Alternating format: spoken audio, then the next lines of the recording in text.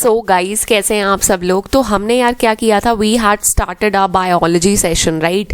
Started our biology session, now we have ended it, right. Start भी कर लिया, ख़त्म भी कर लिया। तो मेरे हिसाब से कि अब आप सबका एटलीस्ट हमारा बायोलॉजी प्रिपेयर हो गया होगा, ओके। हम सब ने थोड़ी रीडिंग्स भी कर ली होंगी and everything should be done right now, ठीक है, because it is just like exam is very rare. So the thing is, चलो भैया without wasting any further time let's begin the chemistry section, okay. Some of you have been asking me regarding the quiz, okay.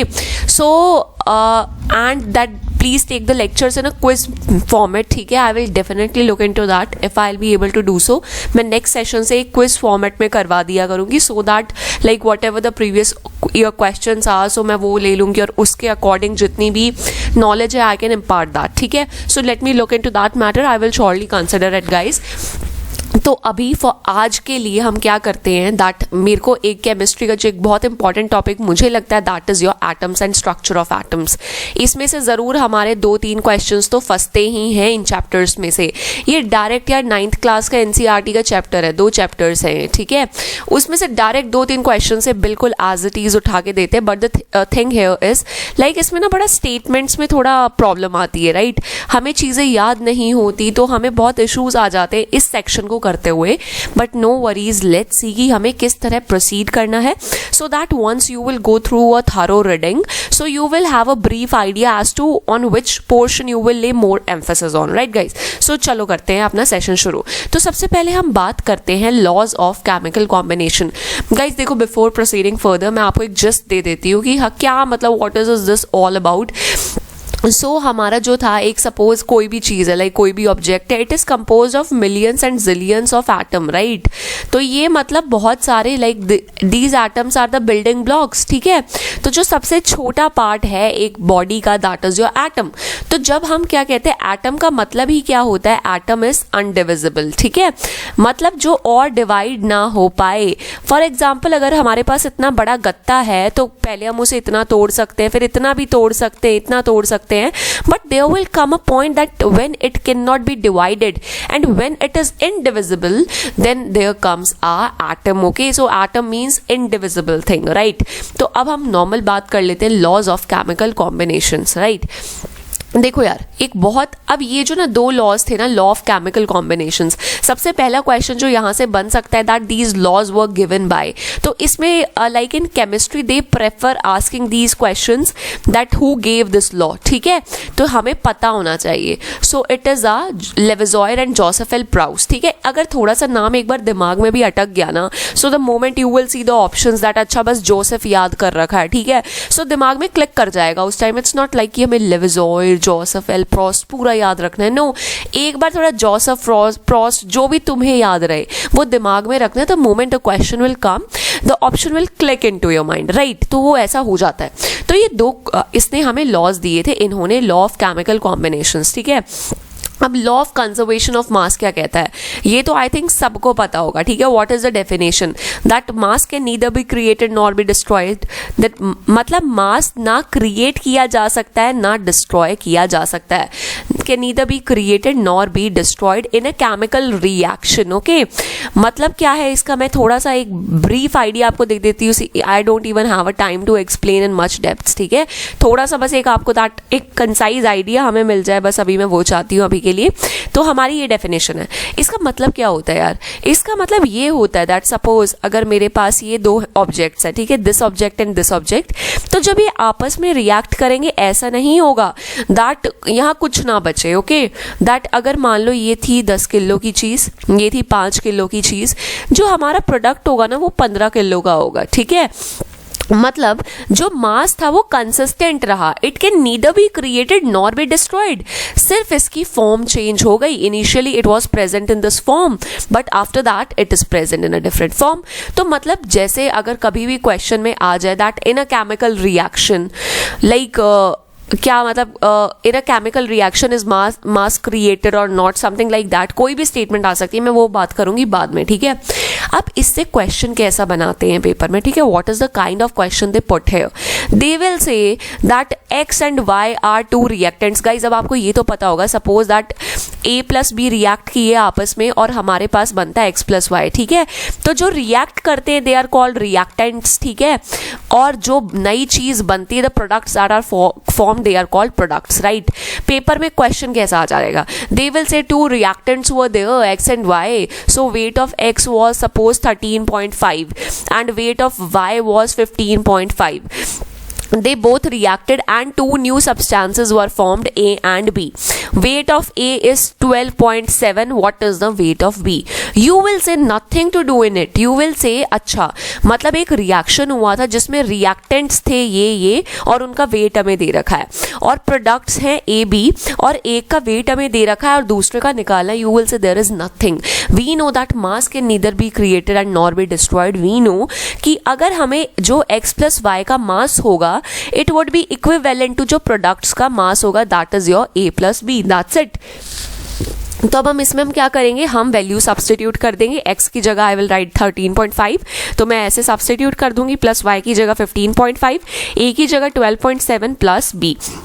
Okay, जब further solve करेंगे तो यहाँ मेरी b की value आ जाएगी। सो this is the mass of the b। तो question देखो ऐसा आता है, स्टेटमेंट तो हमें पता होनी चाहिए, ये मतलब इनकरेक्ट स्टेटमेंट करेक्ट स्टेटमेंट में पूछ लेते हैं that mass can neither be created और नॉट बी डिस्ट्रॉयड, ये सब चीजें।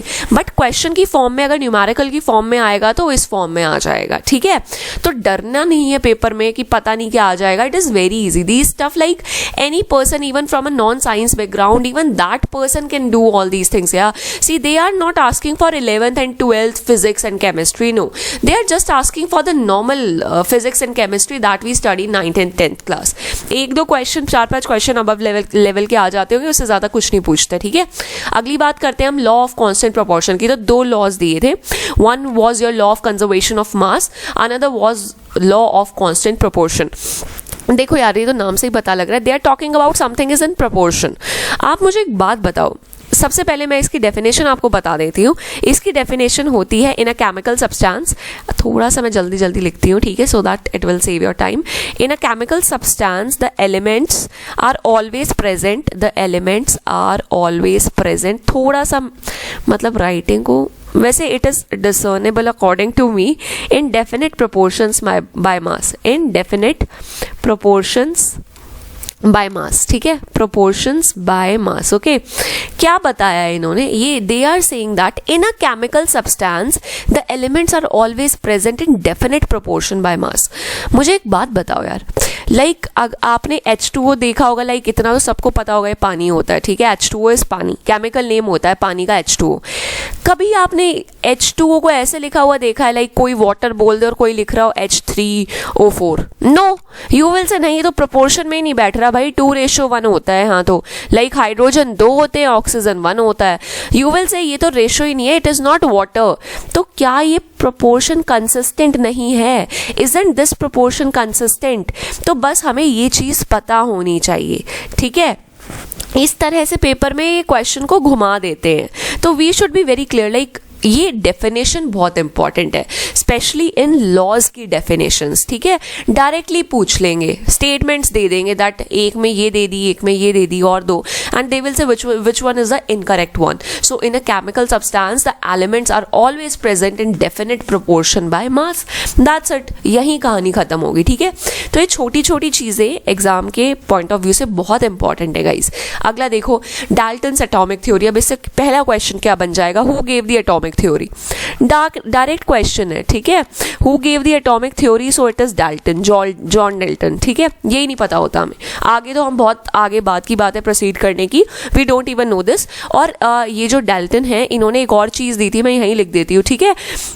आपने जैसे जो हमारे जैसे सोडियम हो गया, नाइट्रोजन हो गया, वटेवर, जैसे फॉस्फोरस जो होता है ना, फॉस्फोरस का सिंबल ऐसा होता है यार, ऐसा, this is the symbol for phosphorus. Okay, तो this is the symbol for phosphorus. तो ये काम भी हमारा डाल्टन ने किया था।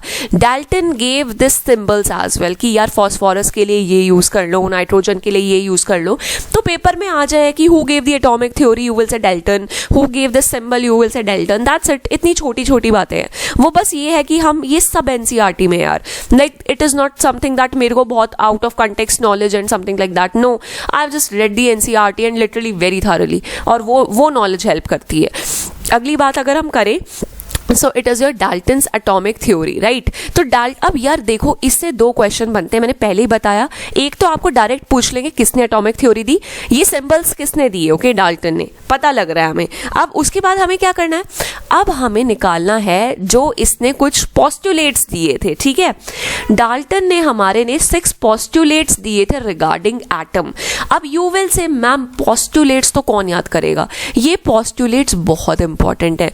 And why they are important is, इनके 6 पोस्टुलेट, सपोज एक बार ना मेरी पूरे पोस्टुलेट सुन लो, उसके बाद I will tell you the question, what kind of question will come. So यार मैं ना like I am teaching you the concept as well as I am telling you question किस तरह वो पूछेगा, ठीक है, तो वो ध्यान रखना, ठीक है। सबसे पहला पोस्टुलेट था, क्या आई थॉट, मेरे को लग रहा है मेरे को टाइप ही कर देना चाहिए था, बिकॉज मेरी राइटिंग स्पीड इतनी अच्छी, स्पीड तो ठीक है बट मैं फिर जब लिखती हूँ तो बहुत मेस्ड अप कर देती हूँ मैं, ठीक है। All matters are made of very small particles, made of very small particles. अब आपको पता ही होगा सारे जो मैटर हैं वो बहुत स्मॉल पार्टिकल से बने होते हैं, उनको क्या कहा जाता है, दे आर कॉल्ड एटम्स, ठीक है, they are atoms, they are called atoms, ठीक है। अगला स्टेटमेंट, अब इसने एक देखो मोटी बात बताई कि हर मैटर बना है एटम से। अब थोड़ा एटम के बारे में बता दिया, दैट एटम्स आर इनडिविजिबल, कि जो हम एटम्स है इनडिविजिबल है। अब डोंट से मैम उसमें इलेक्ट्रॉन, प्रोटॉन, न्यूट्रॉन भी है तो निकाल तो उन्हें भी सकते हैं, दे आर डिविजिबल। यार अब इतना in depth like we are not studying quantum physics यार कि श्रोडिंजर्स वेव इक्वेशन पूछ लेंगे, नो, सिंपल सी बात पूछेंगे, 9th-10th की पूछेगा और खत्म कर देंगे, ठीक है। Like atoms are indivisible, they can not be, थोड़ा सा मैं कंसाइज में लिख देती हूँ, ठीक है, दे can not be created nor be destroyed, ठीक है, दे can not be created nor be destroyed. बस हो गया हमारा, ठीक है, एक ये हमारा स्टेटमेंट आ गया। फिर उसके बाद इसने क्या कहा, इसने कहा third, atoms of a given element, मतलब अगर एक एलिमेंट है, atoms of a given element, just a second, थोड़ा सा मुझे टाइम लगेगा, ठीक है, they are similar in mass and chemical properties. Guys देखो राइटिंग समझने वाली तो है, आई कैन नॉट क्लेम बहुत अच्छी है, बट समझने वाली तो है, डेफिनेटली समझने वाली है, ठीक है। मेरे को तो समझ आ जाए, बाकी मुझे नहीं पता, ठीक है। एटम्स ऑफ डिफरेंट एलिमेंट्स, अगला इसने कहा कि जो डिफरेंट एलिमेंट्स के एटम्स हैं, they are different in mass and chemical properties. देखो मैं एक एक चीज उठा के समझाऊंगी and you will be like अच्छा इससे क्वेश्चन आते हैं क्या, कर ही लेंगे, इतना तो हम कर ही लेते हैं, ठीक है यार। Even for those who are not from a science background, I don't want you guys to be scared, ठीक है। तो हमें स्केयर नहीं होना उस टाइम, हमें just we have to keep a mind very cool और हमें कर लेना है, ठीक है। अब भाई मैं ये भी बता दूं, जो आखिरी का 5वां और 6ठा है ना, ये तो पेपर में जरूर आएगा, और कैसे आएगा आई विल डिस्कस दैट, ठीक है। एटम्स, एक second, atoms combine in the ratio of whole numbers, ठीक है, of whole numbers to form compounds, whole numbers to form compounds, ठीक है। अगला हम बात कर लेते हैं, अगला जो हमारा है वो भी बहुत, दिस इज ऑल्सो अमेजिंग। ये कहता है कि जो रिलेटिव नंबर है, relative number and the kinds of atoms are constant in a given compound, relative number and kinds of atom are constant, थोड़ा सा ये फॉरवर्ड कर लेना, लिखा हुआ मिल जाएगा, are constant in a given compound.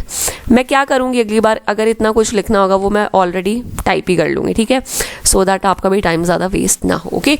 तो देखो भाई, अब शुरुआत से शुरू करते हैं कि मैं इसको कैसे इंटरप्रेट करती हूँ, how my mind interprets it, ठीक है।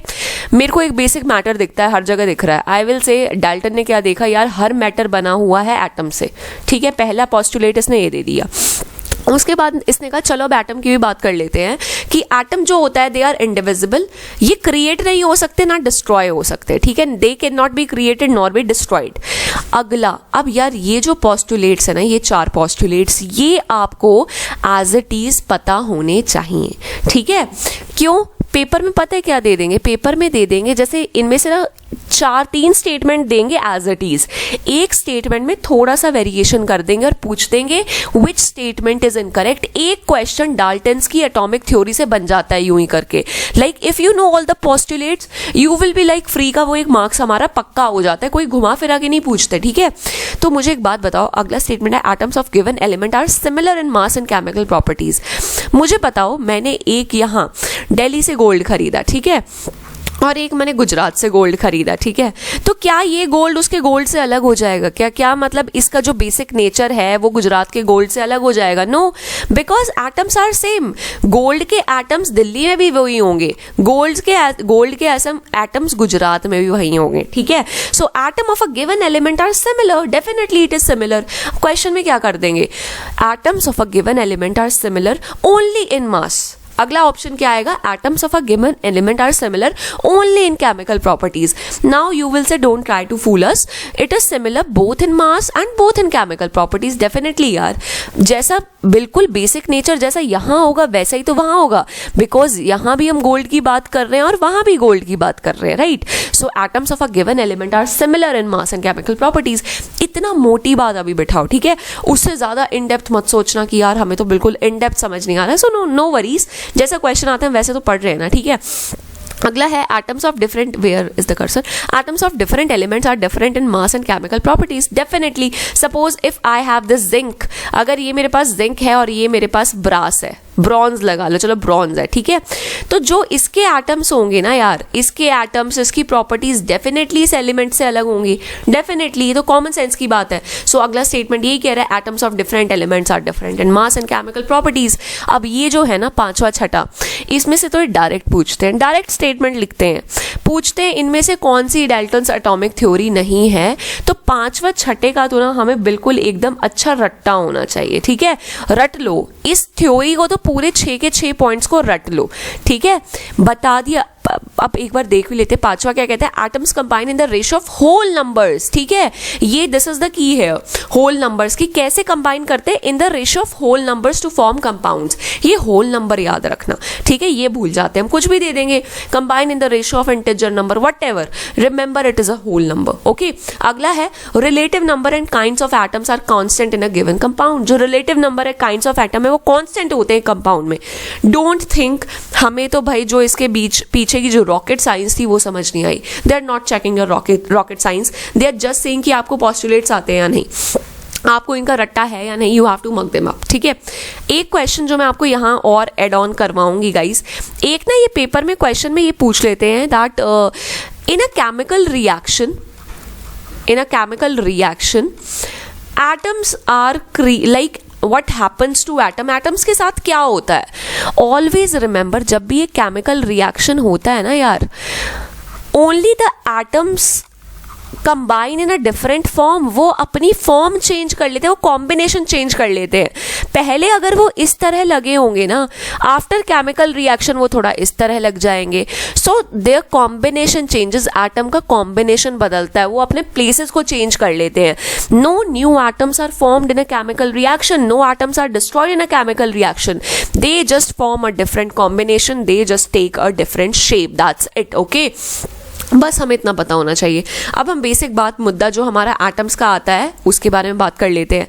अब बिफोर मूविंग प्रोसीडिंग फर्दर मैं एक बेसिक आइडिया दे दूं, एटम कैसे बना होता है यार। This is our nucleus, right, ये हमारा न्यूक्लियस है, इसके अराउंड कौन घूमते हैं? लाइक ये ऑर्बिट्स होती हैं, सॉरी थोड़े अच्छी नहीं बन पाई। सो दिस इज इलेक्ट्रॉन्स होते हैं, और न्यूक्लियस के अंदर एक तो प्रोटॉन होते हैं और एक न्यूट्रॉन होते हैं। बेसिक बात समझ लो, देखो यार, इलेक्ट्रॉन क्या होता है? इलेक्ट्रॉन इज रिवॉल्विंग, थोड़ा सा मैं ठीक बना देती हूँ, just a second, okay, like this, okay, ठीक है, it is better, much better.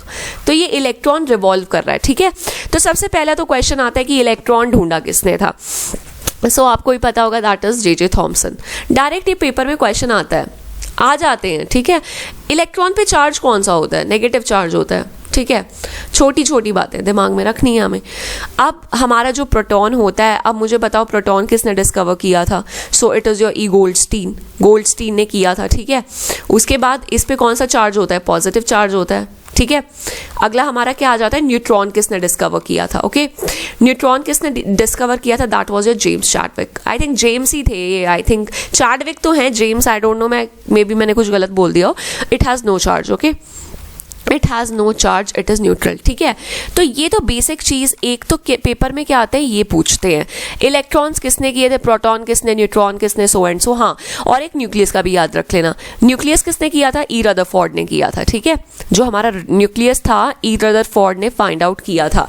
Direct या तो नेम्स आ जाएंगे, मैच द फॉलोइंग्स में भी आ जाएंगे कि इलेक्ट्रॉन किसकी डिस्कवरी है, प्रोटॉन किसकी, न्यूट्रॉन, न्यूक्लियस, व्हाट्सोएवर। सो याद होना चाहिए, इतना पता होना चाहिए। अब बेसिक इतना कंसाइज आइडिया होना चाहिए कि इलेक्ट्रॉन पे होता है नेगेटिव चार्ज, प्रोटॉन पे होता है पॉजिटिव चार्ज, न्यूट्रॉन में तो नेम ही न्यूट्रल आ रहा है, इट मीन्स नो चार्ज। ठीक है, अब मुझे बताओ न्यूक्लियस के अंदर क्या दो चीजें होती हैं, what are the two things that are present inside the nucleus. So one is your proton, एक तो अपना प्रोटॉन प्रेजेंट होता है, एक न्यूट्रॉन होता है। ठीक है, so proton and neutron are in the nucleus. तो हमें इतना पता होना चाहिए एग्जाम से पहले। ठीक है, अब बात होती है कि यार हमने ये जो ना, जस्ट अ सेकेंड, मेरे हिसाब से अब आपको यार 1 से 20 तक जो एटॉमिक नंबर है वो भी याद होने चाहिए। ठीक है, वो तो like you can not neglect them at all. अगर आपको 1 से 20 तक एटॉमिक नंबर नहीं याद तो लाइक पेपर में क्वेश्चंस ना होंगे नहीं यार। So it is your 9, 10th, 11th, 12th में एक बार लिख देती हूँ। लाइक जिन्हें नहीं पता, आई थिंक ज़्यादातर को तो पता ही होगा मेरे अकॉर्डिंग, बट फिर भी इट्स लाइक कोई नॉन साइंस बैकग्राउंड का हो याद ना हो। ठीक है, हाइड्रोजन है यार, लिख लेना, ये अपनी खुद नोटबुक में बना लेना ना, like this I can not do this for you. ठीक है, हाइड्रोजन, हीलियम, लिथियम। ओके, आपने कुछ लोग तो काफ़ी निमोनिक्स बना के भी याद करते हैं।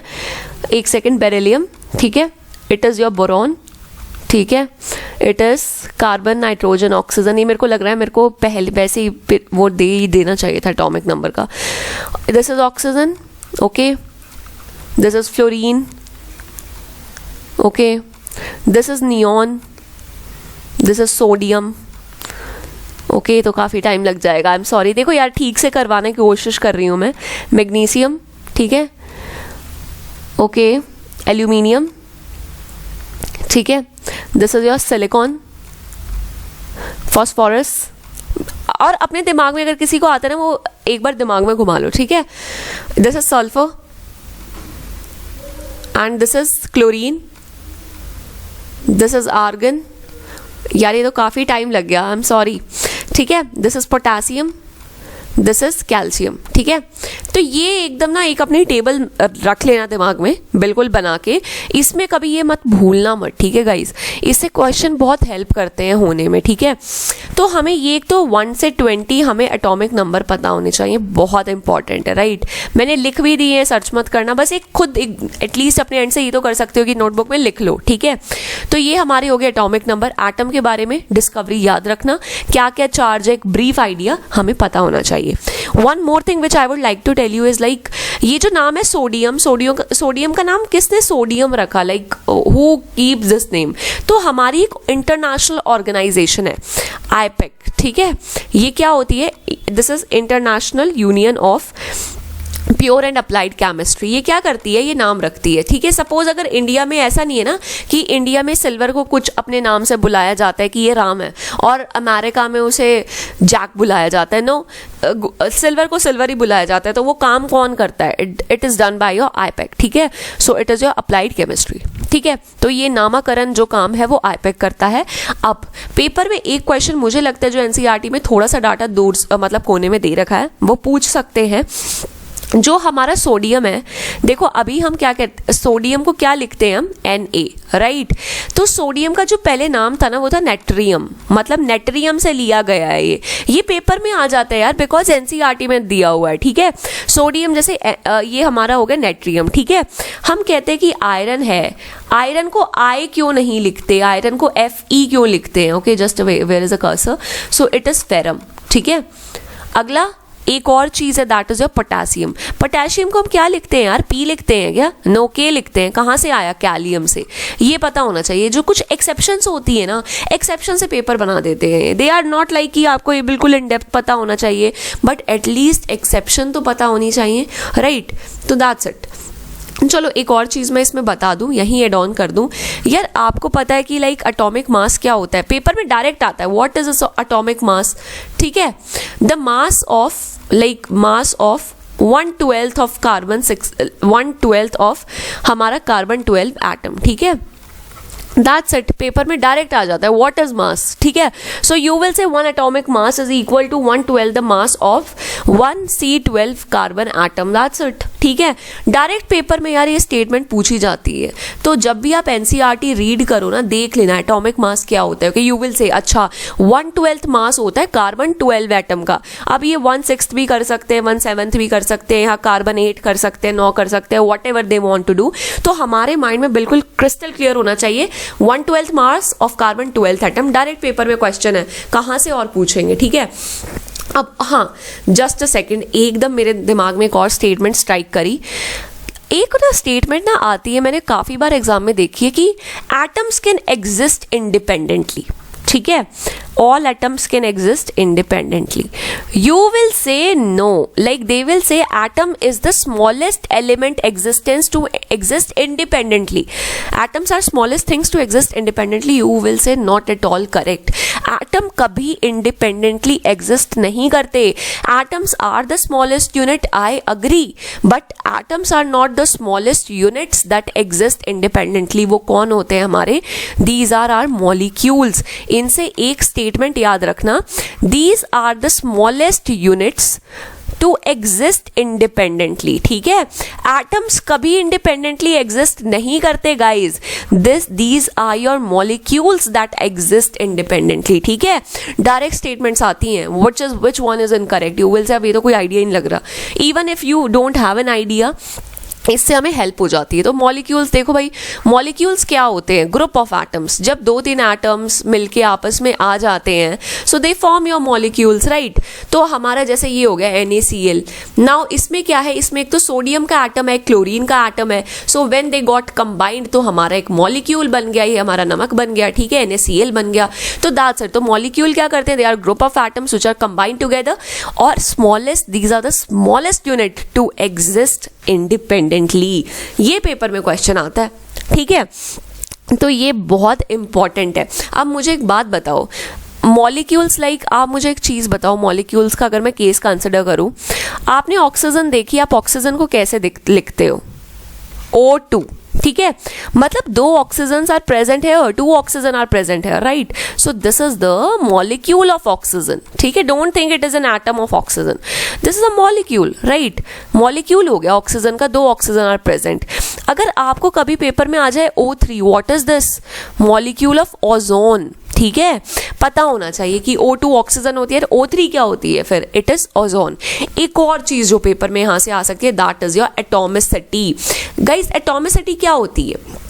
अब ना हम ना जब ना इसे क्वेश्चन पेपर में देखते हैं ना, वी थिंक यार पता नहीं क्या पूछ रहे हैं, what is this rocket science. बस ये पता होना चाहिए कि एटॉमिसिटी होती क्या है। एटॉमिसिटी होती है कि एक मॉलिक्यूल में कितने एटम है। मुझे बताओ ऑक्सीजन में कितने एटम है? Oxygen was made by O+O, तो इसकी एटॉमिसिटी हो गई 2। ओजोन कितने एटम से बना हुआ है? 3 एटम से, oxygen plus oxygen plus oxygen, इसकी एटॉमिसिटी है 3। Atomicity is nothing but the number of atoms in a molecule, that's it, number of atoms in a molecule. बस ये है। पेपर में डायरेक्ट अगर आ जाए atomicity, then we will be scared, we will be like पता नहीं क्या पूछ लिया। एटॉमिसिटी तो होता ही क्या है, लाइक भाई हमारी हवा टाइट हो जाती है, ठीक है। जैसे अगर मुझे बताओ, मैं एक और एग्जांपल दे देती हूँ, Na2 लाइक Na2O, ठीक है। अब इसमें सोडियम 2 सोडियम है और 1 ऑक्सीजन है, 2 सोडियम प्लस 1 ऑक्सीजन 3, तो एटॉमिसिटी क्या हुई? 3 हुई, दैट्स इट। ये क्वेश्चन आ जाते हैं एंड वी आर लाइक पता नहीं क्या पूछ लिया, कहाँ से पूछ लेते हैं? कहीं से नहीं पूछते यार, मतलब बहुत सिंपल चीज़ें पूछते हैं और बहुत ईजी होती है करने के लिए, ठीक है। अब हम बात करते हैं आयंस की। अब आयंस से कैसे क्वेश्चन आते हैं? आयंस क्या होते हैं? लाइक चार्ज स्पीशीज होती हैं, ये चार्ज स्पीशीज होती हैं ये हमारी आयंस, ठीक है। जैसे आप मुझे एक बात बताओ, जब भी जिसने भी साइंस 9वीं 10वीं तक थोड़ा सा देख के भी पढ़ी हो, अगर उसे कुछ याद भी नहीं हो ना, उसे ये याद रहेगा कि NaCl को पानी में डालते हैं हम, जब नमक को डालते हैं तो Na+ बनता है और Cl- बनता है। इतना बेसिक तो शायद सबके थोड़ा दिमाग में आ रहा होगा कि हाँ ऐसा कुछ पढ़ा था। तो जब ये तो ये देखो ना यार, तो क्या ये चार्जेस नहीं है? Positive charge and negative charge, so these are ions. Whenever charges are produce, so we call them ion, ठीक है। पेपर में क्वेश्चन क्या आता है कि नेगेटिवली चार्ज आयन किसे कहते हैं? अब यहाँ हम हो जाते हैं कंफ्यूज, और एक क्वेश्चन में आता है पॉजिटिवली चार्ज आयन किसे कहते हैं। सो हमारा नेगेटिवली चार्ज आयन कौन सा होता है? एनायन, ठीक है। पॉजिटिवली चार्ज आयन कौन सा होता है? कैटायन। बस ये स्टेटमेंट्स होती हैं, पेपर में पता है ऑप्शंस दे देंगे that अनायन is a positively charge ion, अनायन is a cation is a negatively charge ion, और कुछ भी दे देंगे, फिर पूछ लेंगे विच स्टेटमेंट इज करेक्ट। तो छोटी सी तो बात थी, हमने कभी पढ़ी ही नहीं, हमने छोटा सा डाटा कभी देखा ही नहीं। We thought it is redundant, we thought it is trivial, why should we study it? हम सोचते हैं कि कुछ बहुत आउट ऑफ कंटेक्स्ट पूछेंगे तभी तो पेपर बनेगा। No, they are asking very simple things but they just want you to go through those things time and again, that's it, ठीक है। अब हम बात कर लेते हैं स्ट्रक्चर ऑफ एटम की, इससे क्वेश्चन बनता है यार। हम देखते हैं, मैंने आपको स्ट्रक्चर ऑफ एटम बना के दिखाया था that this is your nucleus, this is your electrons like this. तो अब क्या मतलब मेरे को कैसे पता लगा और साइंटिस्ट को कैसे पता लगा कि ये स्ट्रक्चर होता है? तो लाइक उन्होंने की कुछ डिस्कवरीज की, ठीक है, एक के बाद एक कुछ उन्होंने मॉडल्स बनाए कि ऐसे भी हो सकता है वैसे भी हो सकता है। तो हमें वो पता होना चाहिए कि इस फाइनल पिक्चर तक हम कैसे पहुंचे, वो कहानी सुनते हैं। तो सबसे पहली कहानी शुरू होती है जे थॉमसन की, ठीक है। जे थॉमसन ने, आपको पता ही है किसकी डिस्कवरी की थी यार? इलेक्ट्रॉन की थी। अब जे थॉमसन का एक मॉडल है that is pi pudding model. Pi pudding model होता है एक इनका, ठीक है, या Christmas pudding, like what ever you से, क्रिसमस पुडिंग मॉडल, क्रिसमस की जो पुडिंग होती है, या इन्होंने कंपेयर इसे वाटरमेलन से भी किया था। अब इन जनाब ने क्या कहा था हम वो देखते हैं। थॉमसन ने कहा था दैट अगर ये पुडिंग है, जैसे ये मेरी पुडिंग है, ठीक है, this is the pudding, okay, ये मीठा सा जो पार्ट होता है पुडिंग का, this is the entire pudding, so this is positive charge, ठीक है, ये पूरा पॉजिटिव चार्ज है। और इसके अंदर जो हमने कुछ ड्राई फ्रूट्स डाल रखे हैं, जो भी वो कुछ भी डाल रखा है, लाइक जो ड्राई फ्रूट्स है, काजू वगैरह, वट एवर, चेरीज, तो ये हमारे नेगेटिव चार्ज है। So what Thomson came up with the idea of that एक एटम कैसा होता है कि पूरे पे पॉजिटिव चार्ज होता है, एक मतलब पूरा पॉजिटिव चार्ज का वो होता है, उसके अंदर थोड़े थोड़े हमने नेगेटिव चार्ज डाल रखे होते हैं। तो ये हमारे थॉमसन ने मॉडल सजेस्ट किया था, ठीक है। तो पर थॉमसन ने कहा था जितना पॉजिटिव चार्ज होगा उतना ही नेगेटिव चार्ज होगा। मतलब if there is +5 positive charge, so -5 negative charge would be there and your atom would be neutral. हमारा गाइस जो एटम होता है ना वो न्यूट्रल होता है, ठीक है। It is neither positively charge nor negatively charge. ये पेपर में क्वेश्चन आ जाता है। उसने कहा था या आप अज्यूम करो कि वाटरमेलन जो होता है हमारा, तो जितना भी जो रेड पोर्शन है, that is the positive charge, और जो भी वाटरमेलन के बीज हैं, ओके, तो एटम एक वाटरमेलन है जिसमें red part is positive charge और जो बीज हैं that are negative part, that's it. तो जे थॉमसन, एक तो ये चीज याद रखनी, और कौन सा मॉडल दिया था? क्रिसमस पुडिंग मॉडल या पाई पुडिंग मॉडल या वाटरमेलन मॉडल, ठीक है। ये चीज दिमाग में रखनी, एक बेसिक आइडिया तो हमें मिल गया, उससे ज्यादा आइडिया अभी हमें नहीं चाहिए, ठीक है। रदरफोर्ड, अब अगला फिर रदरफोर्ड आया। रदरफोर्ड को था कि यार चलो यार थोड़ा सा कुछ करके देखते हैं, थोड़ा एक्सपेरिमेंट करते हैं, टाइम नहीं कट रहा, so let's see what this atom is all made of, ठीक है। तो रदरफोर्ड भी अपने आइडिया से आया। तो what he did was, Rutherford ने कहा, अब हाँ एक चीज़ मैं बताऊँ, जो हमारा जो रदरफोर्ड है, इन्हें फादर ऑफ न्यूक्लियर फिजिक्स भी कहा जाता है। He is the father of nuclear physics, okay guys, he is also called the father of nuclear physics. हाँ, तो रदरफोर्ड ने क्या किया? रदरफोर्ड ने कहा चलो करते हैं एक्सपेरिमेंट, बोर हो रहे हैं बैठ के। सो इन्होंने किया alpha particle scattering experiment for non science background student. बस आपको ये पता होना चाहिए अल्फा पार्टिकल होता क्या है, ठीक है। अल्फा पार्टिकल कुछ नहीं होता है, बस ये स्टेटमेंट याद रखना मेरी, doubly charged helium particle, doubly charged helium particle is your alpha particle, ठीक है। पेपर में डायरेक्ट क्वेश्चन आएगा, ठीक है। मतलब He2+ is the alpha particle. Alpha का सिंबल ये होता है, तो alpha is doubly charge helium particle, ये सबको पता होना चाहिए, ठीक है। एक ये चीज पता होनी चाहिए कि जो ये एक्सपेरिमेंट था इसमें इन्होंने गोल्ड फॉइल यूज की थी, ठीक है। ही used gold foil for the experiment. अब देखो एक्सपेरिमेंट क्या हुआ था, दैट ये गोल्ड फॉइल ले ली थी रदरफोर्ड ने, ही टुक दिस गोल्ड फॉइल, और इन्होंने ना जो अल्फा पार्टिकल है ना वो बम्बार्ड कर दिए थे इस पे बहुत हाई स्पीड से, like he bombarded alpha particles on this gold foil. So what he observed is ज्यादातर particles तो क्रॉस ही कर गए, मतलब एज इट इज चले गए। मतलब इनकी ऑब्जर्वेशन में 3 ऑब्जर्वेशन इन्होंने देखी, ठीक है, थोड़ा सा आइडिया आपको मिल जाएगा। ज्यादातर जो अल्फा पार्टिकल्स हैं वो बिल्कुल एज इट इज दूसरी तरफ निकल गए, they pass the gold foil, ठीक है, विदाउट एनी प्रॉब्लम. कुछ like very few some alpha particles they were deflected, मतलब कुछ अल्फा पार्टिकल्स थे, जैसे ये अल्फा पार्टिकल आया, थोड़ा सा एंगल पे थोड़ा सा डिफ्लेक्ट हो गया. थर्ड उसने कंक्लूजन निकाला कि बहुत कम, मतलब very few alpha particles they rebounded completely. मतलब उन्होंने कहा कि कुछ अल्फा पार्टिकल्स थे कि यूं बिल्कुल गए और बिल्कुल ही वापस मुड़ के आ गए. तो ही वॉज वेरी हैरान बाय दिस ऑब्जर्वेशन. ओके, तो तब उसने कंक्लूजन निकाला, रदरफोर्ड ने कंक्लूजन, उन्होंने what he did was that उन्होंने कहा कि जो एक एटम होता है ना, एक एटम का ज़्यादातर स्पेस एम्प्टी होता है. This is the empty space. उनका कंक्लूजन था जो हमारा एटम होता है उसका ज़्यादातर स्पेस एम्प्टी होता है, इट इज़ एम्प्टी, ठीक है.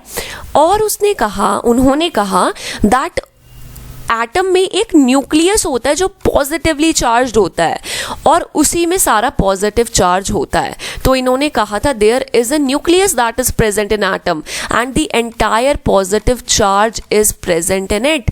और इन्होंने तीसरा कंक्लूजन निकाला था कि जो इलेक्ट्रॉन्स होते हैं ना, they revolve around the nucleus. He said that electrons are revolving around the nucleus. So this is what he came up with, ठीक है. So this is what he said. अब इन्होंने इतना मॉडल दे दिया, लाइक अब इन्होंने ज़्यादातर जितने भी डिलेमास थे ना वो सॉल्व कर दिए. इनके मॉडल ने सब सॉल्व कर दिया, कोई इशू नहीं रहा, everything was done. Then came हमारे बोर, नील बोहर्स मॉडल, ठीक है. क्वेश्चन क्या आया गाइस, देखो ये छोटी सी बात है. हमारे रदरफोर्ड ने क्या कहा था that this is nucleus, electrons इनके अराउंड घूमते हैं. Even if you are from a non साइज बैकग्राउंड, अगर कोई भी चीज़ सर्कुलर मोशन में घूमती है ना, इट इज सेड कि वो अपनी एनर्जी लूज करती है. तो साइंटिस्ट ने कहा कि अगर इलेक्ट्रॉन सर्कुलर मोशन में घूम रहे हैं तो एक टाइम में they will start losing their energy और वो थोड़ा एनर्जी डाउन हो के न्यूक्लियस में आके गिर जाएंगे. तो दे सेड ये तो हो ही नहीं सकता, एटम कभी डिस्ट्रॉय होता ही नहीं. तो देन बोहर्स मॉडल केम. बोहर ने कहा कि रदरफोर्ड ने सब कुछ सही कहा है, ठीक है. Rutherford was very correct in everything. Bohr ने क्या अपना एडिशन किया इज दैट जो इलेक्ट्रॉन्स हैं विच आर, ये देखो गाइज, ये जो होते हैं ना, ये जिसके अराउंड ये घूमते, they are called orbits, right. तो बोहर ने क्या कहा, जो इलेक्ट्रॉन्स हैं वो ऑर्बिट में घूमते हैं, स्पेशलाइज्ड ऑर्बिट्स में, and they do not lose their energy, they do not lose their energy, ठीक है. ये अपनी एनर्जी का लॉस नहीं करते, they do not lose their energy. मतलब अगर इस इलेक्ट्रॉन को इस ऑर्बिट में घूमना है, ये घूमता रहेगा विदाउट लूजिंग इट्स एनर्जी. और इसको इन्होंने कह दिया था they are shells. He said कि अगर ये न्यूक्लियस है और ये मतलब ऐसे ऑर्बिट्स हैं, ठीक है, तो he said this is K shell, this is L shell, this is M shell, similarly N O P, ऐसे शेल्स बना दिए थे इन्होंने. इन्होंने कहा था जब ये इसमें घूमेंगे electrons will not lose their energy and they will not fall. तो बस ये चीज़ एक्सेप्ट हो गई थी और इस मॉडल को एक्सेप्टेंस मिल गई थी, ठीक है. अब एक क्वेश्चन जो पेपर में मैंने बहुत ज़्यादा, एक ये जो शेल से क्वेश्चन, अगर कोई साइंस का बच्चा है उसे तो पता ही होगा कि how many electrons can be accommodated in each shell. तो जो number of electrons that can be accommodated are 2n². मतलब अगर if I talk about this K shell, मतलब if I talk about K shell में n is 1, okay. तो कितने electrons इसमें आ सकते हैं, 2 × 1 दैट इज 2. मतलब हमारे के शेल में only 2 electrons can be there. L shell में क्या होगा, फॉर्मूला होएगा 2n², हेयर n इज 2, तो 2 × 2 का मतलब 8, ओके. m में कितना होगा 2n², 2 × 3 का स्क्वायर दैट इज 18. तो हमें ये डायरेक्ट पूछते हैं कौन सा फॉर्मूला हमें बताता है कि कितने इलेक्ट्रॉन्स एकोमोडेट हो सकते हैं एक शेल में. सो यू विल से this is the formula which tells us, ठीक है. अब और क्वेश्चन क्या आ सकता है कि जो हमारा जो आउटर मोस्ट ऑर्बिट होता है ना गाइस, जो आउटर मोस्ट ऑर्बिट होता है, it can accommodate maximum of 8 electrons. So outer most orbit can accommodate maximum of 8 electrons. तो ये भी हमारा एक कंक्लूजन था. तो ये 2 कंक्लूजन याद रखना, एक तो 2n² वाला और एक आउटर मोस्ट ऑर्बिट में मैक्सिमम हमारे 8 इलेक्ट्रॉन्स होंगे, ठीक है. तो अब हमें ये बेसिक बात पता लगी और आप जब पढ़ोगे तो आपको बिल्कुल ढंग से समझ आ जाएगा, ठीक है. अब बात करते हैं distribution of atoms in shell की। जिसने साइंस वाइंस थोड़ी पढ़ रखी होगी उसे पता होगा। सपोज मैं केस ले लेती हूँ सोडियम का, ठीक है। सोडियम का एटॉमिक नंबर मैंने बताया था 11 है। तो 11 की इलेक्ट्रॉनिक कॉन्फ़िगरेशन क्या होती है? 2, 8, 1, क्योंकि पहले के शेल में 2 इलेक्ट्रॉन्स आ सकते हैं, दूसरे में 8 आ सकते हैं, बचा एक, तो ये थर्ड में आ गया, ठीक है। What is the distribution of atom? के शेल में 2 इलेक्ट्रॉन्स, एल में 8, एम में 1। सो दिस इज द डिस्ट्रीब्यूशन। दो टर्म्स होते हैं, that is your valence electron. एक तो होता है वैलेंस इलेक्ट्रॉन। वैलेंस इलेक्ट्रॉन होता है electrons present in the outermost shell. Electron present in the outermost shell. अब मुझे एक बात बताओ, इस सोडियम में आपको सबसे आखिरी में, आउटर मोस्ट शेल हमारा M है आखिरी में, इसमें कितने इलेक्ट्रॉन्स प्रेजेंट है गाइज? 1। तो यहाँ जो वैलेंस इलेक्ट्रॉन्स होंगे दैट इज 1। ओके, हमारा वैलेंस इलेक्ट्रॉन यहाँ आ गया 1। अब पेपर में एक और क्वेश्चन आ सकता है, व्हाट इज द वैलेंसी? अब इसमें कंफ्यूज मत हो ना, वैलेंस इलेक्ट्रॉन में कुछ नहीं करना होता, सिंपली जस्ट देखो आखिरी में कितने इलेक्ट्रॉन है, 1 है तो यहाँ 1 लिख दिया। What is the valency here? Now the question is this, valency क्या होता है? See, every atom, every person in this world wants to be stable, right? अब मैंने अगर मान लो जो आउटर मोस्ट शेल में अगर 8 इलेक्ट्रॉन्स होते ना, ये मतलब ऑक्टेट, इसे कहते हैं ऑक्टेट पूरा होना, तो 8 अगर हो तो वो स्टेबल हो जाता है। अब सोडियम कहेगा यार एल में तो 8 हैं, अगर इसे मैं यहाँ तक पहुँच गया तो मैं ऑक्टेट पूरा कर जाऊँगा। तो सोडियम विल से चलो यार एक एटम को दे देता हूँ मैं कहीं और। जब ये एक एटम को दे देगा तो इसके पास आखिरी ऑर्बिट में 8 इलेक्ट्रॉन बच जाएंगे। He will say now I am stable, ठीक है। तो ये जो एक electron he has to donate, that is his valency. तो वैलेंसी भी यहाँ 1 हो गई, ठीक है। वैलेंस इलेक्ट्रॉन क्या होते हैं? I am sorry, valence electron होते हैं number of electrons in the outermost shell, और वैलेंसी क्या होती है? कितने इलेक्ट्रॉन ये लूज करेगा या गेन करेगा in order to complete a octet, ठीक है। फॉर दोस्त जिनको नहीं समझ आया कोई नहीं, अभी ज़्यादा टेंशन मत लो और काफ़ी को समझ भी आ गया होगा, ठीक है। बट यहाँ रुकना मत, ठीक है। 1-2 टॉपिक्स के भी कर सकते हैं हम, बट आगे की चीज़ पढ़ो, ये आसान है, ये दिमाग में रहेगी, ठीक है। What is your atomic number and mass number? इससे डायरेक्ट क्वेश्चन आएंगे, ठीक है। डोंट वरी, कोई नहीं यार, जितना हो सकता है उतना तो करें ना, right. Let's give it our best shot, right. देखते हैं क्या होगा। अब बात करते हैं एटॉमिक नंबर की। पेपर में डायरेक्ट क्वेश्चन आता है atomic number is equivalent to, so always remember हमारा जो एटॉमिक नंबर है it is equal to the number of protons, ठीक है। Number of protons are given by atomic number, ठीक है। अगर मेरे जैसे मान लो मेरा सोडियम ही है, सोडियम का एटॉमिक नंबर मैंने आपको बताया 11 है, इसका मतलब इसमें नंबर ऑफ प्रोटॉन्स 11 है, ठीक है। सो एटॉमिक नंबर हमेशा किसको देख के दिया जाता है? नंबर ऑफ प्रोटॉन्स को देख के। आज के बाद कभी भी क्वेश्चन आए that atomic number is equivalent to number of protons, number of neutrons, number of protons plus neutrons, कुछ भी, ऑलवेज रिमेंबर कि नंबर ऑफ प्रोटॉन्स को देखकर हम अपना एटॉमिक नंबर बनाते हैं। तो अगर मैग्नीशियम का एटॉमिक नंबर है 12, इसका मतलब है इसमें नंबर ऑफ प्रोटॉन्स भी कितने हुए? दैट इज योर 12, ठीक है। तो ये चीज़ ध्यान रखना। और कभी भी हम जब भी कुछ भी लिखते हैं ना गाइज, हम कुछ भी लिखते हैं, सो हम एक चीज़ करते हैं, जैसे सपोज ये मेरा सोडियम है, ठीक है, यहाँ मैं लिखती हूँ this is my sodium, right. तो जो एटॉमिक नंबर है ना वो हमेशा नीचे आता है, लाइक दिस एटॉमिक नंबर। तो this is atomic number. You will say ma'am फिर मतलब मास, मतलब फिर ऊपर क्या आता होगा? सो यहाँ आता है मास नंबर, ठीक है। कैसे मैं समझाती हूँ what is this mass number all about. मुझे एक बात बताओ, एक एटम है, ठीक है, आपको दिख रहा है सारा मास तो न्यूक्लियस में है, ठीक है। न्यूक्लियस में 2 चीज़ें प्रेजेंट होती हैं गाइज, एक होता है हमारा प्रोटॉन और एक होता है हमारा न्यूट्रॉन, ठीक है। तो mass number is equivalent to the mass of the protons and the like mass number is equal to the number of protons and number of neutrons. Mass is totally dependent on the protons and neutrons. तो जितने number of protons होंगे plus जितने number of neutrons होंगे that is your mass number. तो जब भी हम किसी एलिमेंट को लिखते हैं, फॉर एग्जाम्पल सोडियम को लिख रहे हैं, तो जो ये ऊपर लिखा जाता है that is your mass number, दिमाग में रखना, और जो नीचे लिखा जाता है that is your atomic number. हमें ये चीज़ें पता होनी चाहिए, और ये भी आपको पता होना चाहिए, पेपर में ये भी आ जाता है कि प्रोटॉन्स और न्यूट्रॉन्स को मिला के हम क्या कहते हैं. So protons and neutrons are together called nucleons. तो इन्हें हम टुगेदरली न्यूक्लियॉन्स कहते हैं. ओके, अब देखो मैं बहुत ज़्यादा इन डेप्थ तो मैं इस टाइम आपको नहीं पढ़ा सकती, दैट यू विल थिंक कि मैम बिल्कुल सब एक एक चीज़ बताओ. बट द थिंग इज कि अभी जितना बता रही हूँ that is sufficient for this time. एक और चीज़ बता देती हूँ, मे बी एग्जाम में आ जाए. सपोज आपको कोई भी एलिमेंट दे दिया, सपोज z दे दिया, इसको ये इन्होंने ऐसे लिख दिया 12 एंड इट बिकम्स चलो 17. ठीक है, अगर इन्होंने इसमें क्वेश्चन पूछ लिया what are the number of neutrons, इन्होंने बस एक एलिमेंट दे दिया and they will say what are the number of neutrons, you will say ma'am ने कहा था कि जो एटॉमिक नंबर है दिस इज एटॉमिक नंबर.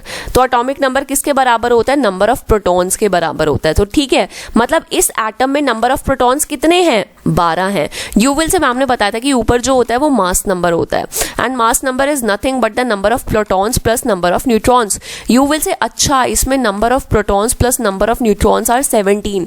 अब मुझे बताओ, हमें नंबर ऑफ प्रोटॉन्स पता है 12, तो क्या मैं यहाँ सब्सटीट्यूट नहीं कर दूंगी? तो that is my 17 minus 12 that is 5. मतलब इस एटम में कितने न्यूट्रॉन्स हैं? 5 न्यूट्रॉन्स हैं. That's it. ये कंसेप्ट, इससे क्वेश्चन डायरेक्ट आ जाता है. Nothing to worry about.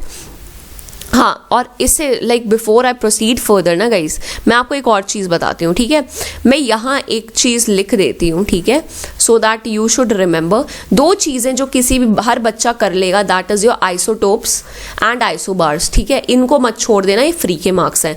Isotope में कुछ भी समझना है, याद रखना that isotopes have same atomic number. Okay, isotopes have same atomic number and different mass number. Paper में ये एज इट स्टेटमेंट आती है. और हमारे आइसोबार्स क्या होते हैं? Same mass number but different atomic numbers. कुछ समझना है तो भी ये स्टेटमेंट जरूर याद रखना, ये पेपर में आ जाएगी. देखो अभी मेरे पास इतना टाइम नहीं कि मैं इन डेप्थ आपको एक एक चीज बताऊं, वो मैं नहीं बता सकती. बट क्या हम इतनी बात याद नहीं रख सकते? एग्जाम के लिए करना तो पड़ेगा ना यार. और एक और चीज़ जो पेपर में एनसीईआरटी में इंफॉर्मेशन गिवन है, पेपर में आ सकती है, इसने कुछ आइसोटोप्स के बारे में बताया था. जैसे आइसोटोप ऑफ यूरेनियम, इन्होंने कहा था जो आइसोटोप है यूरेनियम का वो किस चीज़ में हेल्प होता है, मतलब तो ये एक्ट करता है फ्यूल ऑफ न्यूक्लियर रिएक्टर. आपने सुना होगा जहाँ भी न्यूक्लियर रिएक्टर्स होते हैं वहाँ यूरेनियम बहुत रखा जाता है, तो it acts as a fuel for nuclear reactor. ठीक है, हमारा एक आइसोटोप होता है कोबाल्ट का. ठीक है, दैट इज कोबाल्ट 60. ये क्या करता है? ये कैंसर को ट्रीट करता है. डायरेक्ट पेपर में क्वेश्चन आ जाएगा which isotope is used for the treatment of cancer, you will say cobalt.